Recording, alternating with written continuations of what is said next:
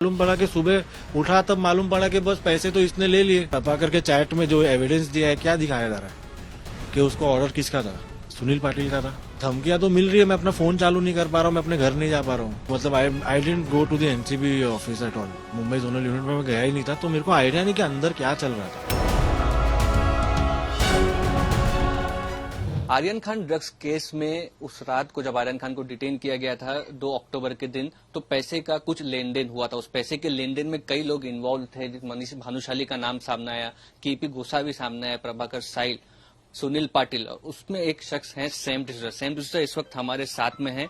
उन्होंने एनसीबी की vigilance team को दिल्ली में स्टेटमेंट इस पूरे मामले में दे दिया है। सैम, आपसे जानना चाहेंगे आपका नाम कब सामने आया जब प्रभाकर साहिल ने ये कहा कि पैसे लिए गए थे आर्यन को डिटेन करने के बाद, उस पैसे के लेन देन में केपी गोसावी एक्टिव थे ही, पूजा ददलानी से कांटेक्ट एस्टेब्लिश किया गया, लेकिन केपी गोसावी की जिस शख्स से बात हो रही थी 25 करोड़ रुपए की एक्सटॉर्शन मनी के लिए, वो सैम डिसूजा थे। इस पूरे मामले में आपका क्या कहना? अभी सर मैं जैसे बताया आपको, ये देखो ये मेरा कंप्लेन है 2 तारीख का, ओके। और मैंने जो चीज इसमें बताया है कि किरण गोसावी ने नाम चेंज कर, जो प्रभाकर साहिल ने नाम चेंज करके इन्होंने बात की। अब ये बेसिस पे मैं कैसे विश्वास करूं कि मैं उससे बात कर रहा था? He has any valid proof? In fact this is the fact that he was doing 420। ये चीटिंग कर रहा था बाय इन पर्सन। वो किसी अधिकारी को उसका नाम से बात करना, मतलब इट्स अ क्राइम। आपका ये कहना है कि केपी गोसावी ने प्रभाकर साहिल का नंबर SW सेव किया था और वांकेडेड 2 करके सेव किया था, और उसके बाद मेरे को तभी रियलाइज नहीं हुआ, पर जब मालूम पड़ा कि ये फ्रॉड है तब मेरे को ये क्लिक हुआ, क्योंकि मैंने वो पॉपअप देखा। और अगर आज 15 हो गया, आज 13 को उसकी जो स्टेटमेंट है उसमें कबूल किया उसने कि बहुत ऐसा ऐसा हुआ था, मैंने किया था। तो इसमें मेरा नाम, मतलब मेरे को ऐसे ही, मतलब आई डोंट अंडरस्टैंड कि मेरा नाम क्यों लिया गया था। अब मेरा और उसका कोई कॉन्वर्जेशन ही नहीं है।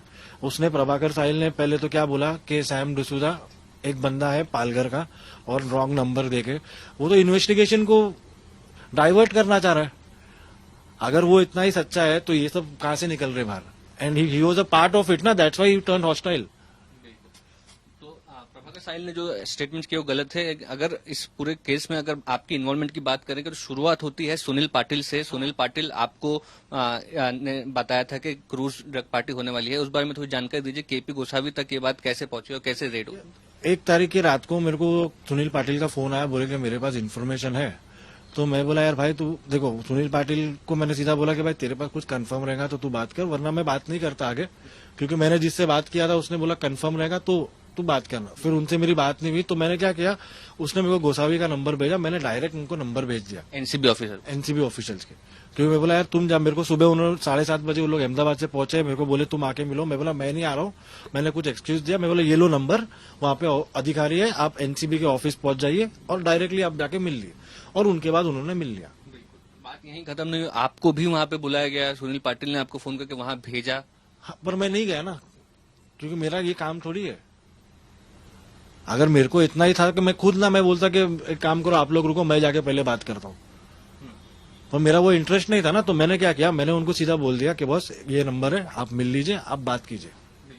रेड होने के बाद कहीं ना कहीं दिलचस्पी बढ़ने लगी लोगों की। सेलिब्रिटी, किसी सेलिब्रिटी को पकड़ा है उस रात को जिस दिन रेड हुआ था, तो वो चीज कैसे सामने आई कि वो आर्यन खान है? आपने बताया कि केपी गोसावी के साथ भी आप थे थोड़ा टाइम समझने के लिए कि क्या चल रहा है। हाँ, तो फिर जब मालूम पड़ा तो फिर उसने, केपी गोसावी ने ये कहा कि बॉस इसके पास कोई ड्रग्स नहीं है आर्यन के पास, और उसको उसकी मैनेजर से बात करानी है। तो हमको उसको, मतलब वो हेल्प, एक फेवर चाहिए था। तो मैं बोला कि बॉस ट्राई कर सकते। तो जब बात हुई, पैसे की बात तभी भी नहीं हुई थी, हम मेरे सामने तो नहीं हुई। जब मालूम पड़ा कि सुबह उठा तब मालूम पड़ा कि बस पैसे तो इसने ले लिए। अभी लोग पैसे, कोई फोन नहीं उठा रहा है। अब सामने वाला बोल रहा है कि यार बॉस पैसे तो वापस चुकाने, मैं कहां से दूं 50 लाख रुपए। फिर हमने बहुत मेहनत की है बॉस, बहुत। It's not an easy task to recover money from this 2 cheaters, Sunil और KP Gosavi and KP. It was not easy at all. पर कैसे भी करके हमने, हमारा जो फर्ज था कि भाई, अभी मैं था भी नहीं उधर पे, but still I took an initiative of getting it refunded to the person. दर्शकों की क्लैरिटी बताते कि 50 लाख रुपए की जो लेन देन हुई थी पूजा ददलानी और केपी गोसावी पे, जो उस पैसे को आपने रिटर्न दिलाने में मदद की, ये बात आप कह रहे हैं। और साथ ही साथ जो बिहेवियर था केपी गोसावी का, जिसमें कि आर्यन खान के वो कुछ मोबाइल सामने रख रहे हैं और कुछ चीजें, मतलब कहीं ना कहीं आपको डाउट हुआ था क्या उस रात को कि कुछ न कुछ? मैं अंदर था ही नहीं, मतलब I didn't go to the NCB office at all. Mumbai zonal unit में मैं गया ही नहीं था, तो मेरे को आइडिया नहीं कि अंदर क्या चल रहा था। मेरे को सिर्फ इसने बोला कि बाहर रुको, मैं बाहर रुका था। किसी के थ्रू आपने मदद की पूजा ददलानी का नंबर दिलाने में, उसके बाद लोअर परेल पर बात पहुंची? लोअर परेल गए हम लोग, वहां पे मिले। उसके बाद क्या हो गया कि मिस्टर गोसावी और पूजा ददलानी, उसने एक लिस्ट दिखाया जिसमें नाम नहीं था, और जैसे मैंने आपको पहले ही बताया, उन्होंने मैं तो साइड आ गया, उन्होंने सीधा बोल दिया कि आप थोड़ा साइड में रुके। उन लोग बात कर रहे थे, कॉन्फिडेंशियल बात थी, उन लोग ने की ये बात। अब वो डील जो थी वो तो कुछ कंफर्म नहीं थी, मालूम ही नहीं था हमें इसके बारे में। जब सुबह जब मैं 8:30-9 बजे मालूम पड़ता कि इसने पैसे ले लिए, और फोटो भी ये हो चुका है, वायरल हो चुका है, तो फिर हमारा एक ही कंसर्न था कि बस वो पैसे वापस कैसे भी करके उनको देना है। और क्योंकि आपके साथ इतना कुछ हुआ है, दो चीजें अगर आप क्लैरिटी, क्या आपको लगता है कि केपी गोसावी जो इन्वॉल्व हुआ, तो किसी न किसी तरीके से इनका इंटेंशन क्रूज ड्रग्स रेड करा के एक्सटॉर्शन का ही था? ये मुझे आइडिया नहीं है, I have no idea about it. But after that, मतलब अभी ये सब देख के मेरे को तो मालूम पड़ रहा है कि केपी गोसावी तो बड़ा फ्रॉड है, जो केसेस सामने आए हैं। सामने आए, और जो जो मैंने बताया वो सब खुल रहा है अभी थोड़ी थोड़ी बात में। और मेरे को तो मेरे एजेंसी पे फुल भरोसा है, because they will work for the best. NCB officials को लेकर के आप क्या कहना चाहेंगे? क्योंकि जैसे आपने उन तक एक इन्फॉर्मेशन पहुंचा दी थी इन गुड फेथ, कई आरोप एनसीबी पर भी लग रहे हैं एजेंसी, और आपका एक्सपीरियंस क्या रहा है और आपको क्या लगता है? नहीं देखो, अभी कैसा है कि एनसीबी के बारे में तो मैं कमेंट नहीं करना चाहूंगा, बिकॉज आई डोंट नो, मेरे से कभी वैसा हुआ नहीं कुछ। So I would not like to comment anything on in regards to them. Remaining जो ट्रूथ है, द ट्रूथ विल प्रिवेल। जो असलियत है वो बाहर आ गया। और गुड फेथ में आप मदद कर रहे थे एनसीबी की because of the drugs case. और सुनील पाटिल जो सामने आए, उस शख्स ने भी आपके ऊपर इल्जाम लगाए हैं कि वो आप जानकारी में थे इस पूरे डील के, और उसके बाद एक्सटॉर्शन का जो काम किया गया। अगर ऐसा रहता तो मेरा और प्रभाकर का रहता ना चैट, प्रभाकर के चैट में जो एविडेंस दिया है, क्या दिखाया जा रहा है कि उसको ऑर्डर किसका था? सुनील पाटिल का था, किरण गोसावी का था। उसमें मेरा नाम किधर भी आपको दिख रहा है? इन लोग तीनों ने गेम रचा है। अब मैं कहा नाम मिलना, मैं प्रभाकर साहिल को एक ही बार मिला हूं, वो पैसे जब मेरे को लेना है वापस देने के लिए, उसके पहले मैं कभी मिला नहीं। ना मैं किरण गोसावी को मिला हूं। रही बात, मैं सुनील पाटिल को जानता था, और सुनील पाटिल ने ही बोला कि हाँ मैं कर रहा हूँ, टेंशन मत लो, ये मत लो। अब आगे सामने आया तो बोलता है कुछ नहीं किया। ऐसा थोड़ी होता है, जो प्रूफ है वो तो खुलेगा ना। ये सारी बातें आने के बाद से क्या, किस तरह के प्रेशर आपके ऊपर रहा है, या किसी तरीके की धमकियां मिल रही है? या धमकियां तो मिल रही है, मैं अपना फोन चालू नहीं कर पा रहा हूँ, मैं अपने घर नहीं जा पा रहा हूँ। और अभी मैं अभी जो असलियत जो बता रहा हूँ सबको, वो बहुत सारों के खिलाफ जाने वाला है। और मेरे को बहुत डर लग रहा है, पर मैं किसको बोलूं? मैंने तो मेरे लॉयर के थ्रू प्रोटेक्शन की मांग भी की है, पर मेरे को नहीं मिला है कुछ भी अब तक। कानूनी प्रक्रिया की बात है क्या? नहीं मिला अब तक। और मैंने इसमें, ये मेरा कंप्लेन है 2 तारीख का, अब देखते क्या होता है। और मेरे को तो I have full faith in the government कि उन लोग कुछ गलत होने नहीं देंगे। दे विल डू देयर, क्या बोलते हैं, जो उनका जो इन्वेस्टिगेशन है, they will do it on the utmost preference. और अब एनसीबी विजिलेंस के बाद आप मुंबई एसआईटी को भी अपना स्टेटमेंट? यस, मैं कल जा रहा हूँ, कल जाऊंगा और जरूर उनको भी अपना स्टेटमेंट दूंगा, और जो सच है वो बता के आऊंगा।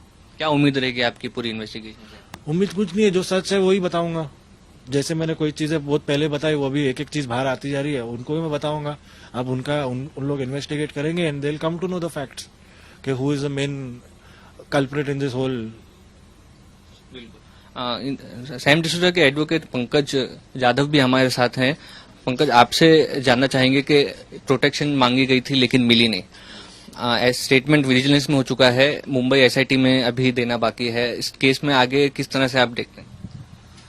अभी हमने 2 तारीख को ऑलरेडी इसके बारे में कमिश्नर से लेके पीएम तक कंप्लेंट दे रखी है, और इनको थ्रेट था। इन्होंने बहुत सारे एविडेंस हमारे सामने रखे थे, और ये एविडेंस हमने कोर्ट में भी सबमिट किए हुए, और ये सारे इनके कंप्लेंट्स में सारी चीजें रखी है सामने। इनको जितने थ्रेट्स आ रहे उनके बारे में इनकी फैमिली को प्रोटेक्शन मिले, ऐसा हमने मुंबई पुलिस कमिश्नर को भी लेटर दिया हुआ है।